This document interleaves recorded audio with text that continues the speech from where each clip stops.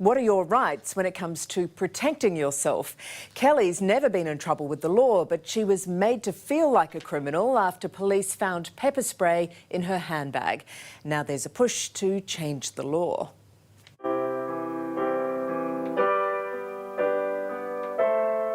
How many women's lives are we going to sacrifice, and how many women are going to die for something that we can prevent? It's the little can packing a big spray. I definitely support the movement of women being able to carry pepper spray. I think that women have a right to feel secure walking the streets, particularly late at night. As everyday Aussie women demand the right to carry mace to defend themselves. It should be legalised, it should be something that can be carried along with you. Kelly Wong is a classical pianist, medical scientist and a Justice of the Peace. She's also facing 14 years in jail for carrying a tiny can of pepper spray in her handbag for self-defence, the same substance police use to subdue offenders. That's going to impact my life significantly. I won't be able to work and help other people. Kelly's ordeal began in the early hours of a December morning last year at this Sydney karaoke bar, when police made an impromptu visit and searched partygoers' bags. Officers discovered a can of mace similar to this in Kelly's handbag. They said, "You're under arrest, you have the right to remain silent, everything you do or say can be used against you, etc, etc. What did you think? It was freaking scary. I was scared and I didn't know what to do. Kelly's from WA, where pepper spray is classed as a controlled substance, which can be used if you have a lawful excuse. But in every other state and territory, pepper spray is outright illegal. In New South Wales, it's classed as a prohibitive weapon, putting it in the same category as bombs and flamethrowers. The maximum penalty, 14 years behind bars. At first I refused to consent to being searched, but then I was worn down. Kelly was taken to the police station and later released without charge. But she was upset at how the officers treated her and made a formal complaint to the force. She told me to remove my bra and hold my arms out, spread my legs out, and she gave me a full pat down.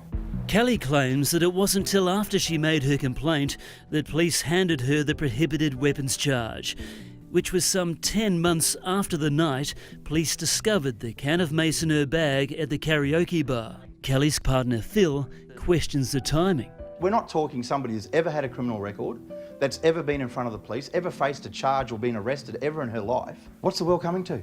This is an absolute nonsense. Right now, Kelly Wong isn't concerned about the past. She's more worried about the future as she faces court. How are you feeling? Nervous, scared, anxious. I'm hoping that the case will get dismissed. That's best case scenario. All right, well, good luck. Thank you. Good luck, Kelly. Thank you. Kelly's date with the magistrate highlights a growing call for women's right to self-defence.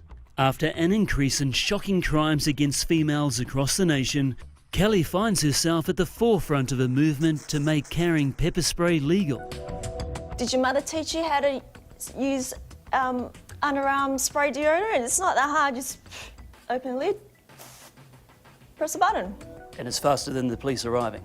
Of course, it takes minutes for the police to arrive, and this stuff needs to be handled in seconds.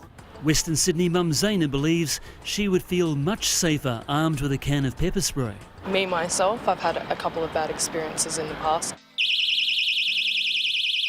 While backpacker Rachel might do away with her 4 rape alarms as she sets off on her travels around the country. It's nice to know that I have something in case something happened. Like, yes, this is a deterrent. Maybe it would make somebody run away, but I don't have anything else to, I can't punch anybody. What can I do against a grown man? Melbourne student Jude is also on board, despite being trained in other self-defence techniques. I've definitely avoided pathways, I've definitely taken massive detours, walked an extra 3 kilometres just because I didn't want to go through a park or just because I didn't want to take a certain street at night. It's unfortunate that I should feel like I have to do this. I know I shouldn't have to do this. Back at court, Kelly Wong's long-awaited appearance before the magistrate was brief. Well, That didn't last long at all.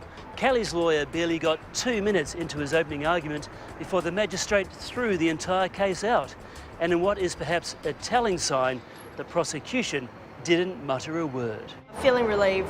So since then, I've gone through a series of emotions, going from depression, stress, not sleeping. So now I'm glad it's all over. I can move on with my life. Do you think you should have even been here in the first place? No. You still feel that? Yes. I've never understood the logic why pepper spray was made illegal in the various states, and it needs to be re-looked at. Kelly's lawyer Jason Murakami believes law enforcement doesn't favour making pepper spray legal through fears the substance could be used against officers. But then again, so can any other object.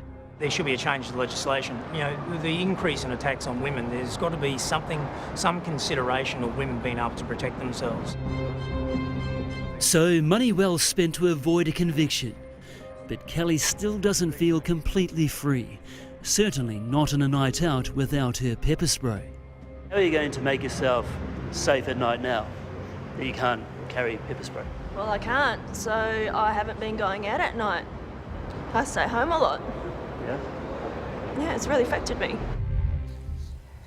Well, we questioned New South Wales Police about taking 10 months to charge Kelly, and it says officers tried to charge her earlier but strangely had trouble finding the piano teacher and registered justice of the peace. We're running a Facebook poll to see if you think pepper spray should be legal nationally. An overwhelming 82% of you say yes, 18% no. And there's still time to have your say. Just head to the A Current Affair Facebook page.